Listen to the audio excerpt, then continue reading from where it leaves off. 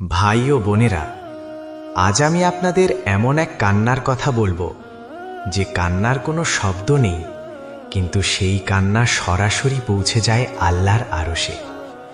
এই কান্না সেই মানুষের যে মানুষের চারপাশে সবাই আছে, কিন্তু বুঝবার মতো কেউ নেই, যে রাতে ঘুমাতে যায় ভারী বুক নিয়ে আর ভোরে ওঠে ক্লান্তর হৃদয় নিয়ে।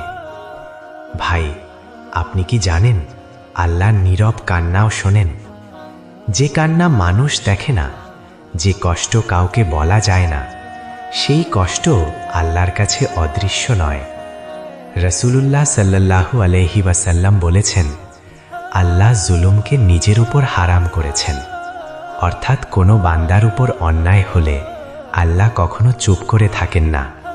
হয়তো আজ আপনি অবহেলিত, হয়তো আপনি কষ্টে আছেন, হয়তো আপনার মূল্য কেউ দিচ্ছে না, কিন্তু মনে রাখবেন আল্লাহ আপনার সব সহ্য করার হিসাব রাখছেন। আর শোনেন ভাই, আল্লাহ দেরি করেন কিন্তু ভুল করেন না। যে চোখের পানি কেউ দেখেনি, সেই চোখের পানির বদলা আল্লাহ জান্নাত দিয়ে পূরণ করতে পারেন। তাই হতাশ হবেন না। মানুষ ছেড়ে গেলেও আল্লাহ কখনো ছেড়ে যান না। আজ যদি কেউ আপনাকে না বোঝে, আল্লাহ আপনাকে পুরোপুরি বোঝেন। ভাই ও বোনেরা, আজ এই কথাটা মনে গেঁথে রাখুন, আপনি একা নন, আপনার রব আপনার সাথে আছেন। আল্লাহ আমাদের সব নীরব কষ্টকে সবার, রহমত আর বরকতে বদলে দিন। আমিন।